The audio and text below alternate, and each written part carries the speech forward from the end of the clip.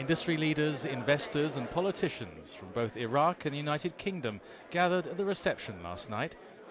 An obvious chance to network, but also an opportunity to discuss the progress of reconstruction and redevelopment across Iraq.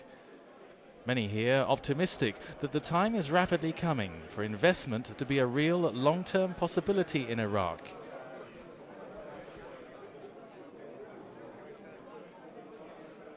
The Prime Minister said that by working together, Iraqis and British investors could make a huge difference. This is such an important venture for all of us. To build peace and prosperity together in Basra and in the whole of Iraq, inspired by Basra, is, I think, one of the great ventures of our time. And to persuade business companies to join us in that venture is something that is absolutely crucial to its ultimate success. And so all the companies that are represented here this evening, I thank you very much for being part of the discussions that are now taking place, that started in Kuwait and will continue with the events here today, but also in the future. I'm very pleased that the Governor, Governor Wheely, is with us this evening, and I thank him for everything that he does. Governor Wheely, thank you very much for being with us this evening. Mr. Brown spoke about the very real economic opportunities in Iraq, and particularly for future investment opportunities in and around the Basra region. It is your wisdom that we are relying on this evening to see the opportunities in Basra, to see that we can build out of peace a greater prosperity for the future. And having been in Basra on a number of occasions, there are two things that strike me. First of all, this is 80% of the oil reserves of Iraq, and therefore this is a tremendous economic opportunity, not just for the short term, but for the long term. And we've got the great deep sea port that is so important to the future, not just of Basra, but of Iraq and the whole of the region.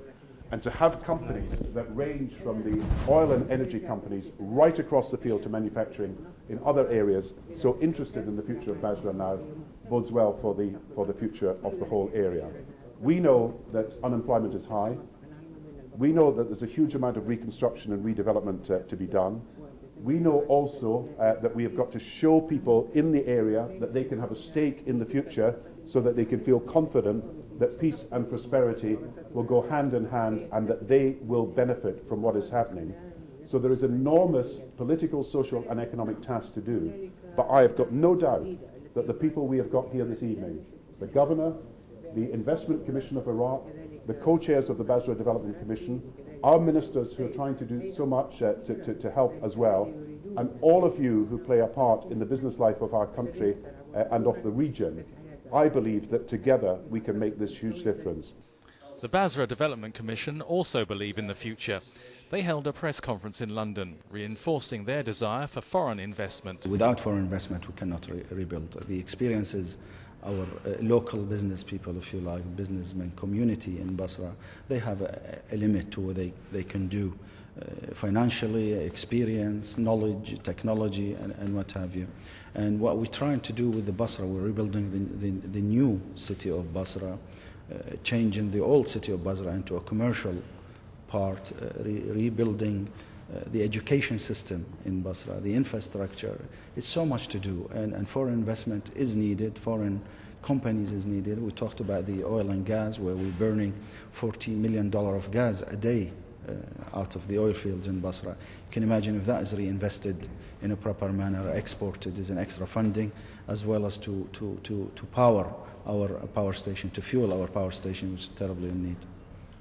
The Commission is an Iraqi initiative supported by the UK government promoting private sector-led economic growth.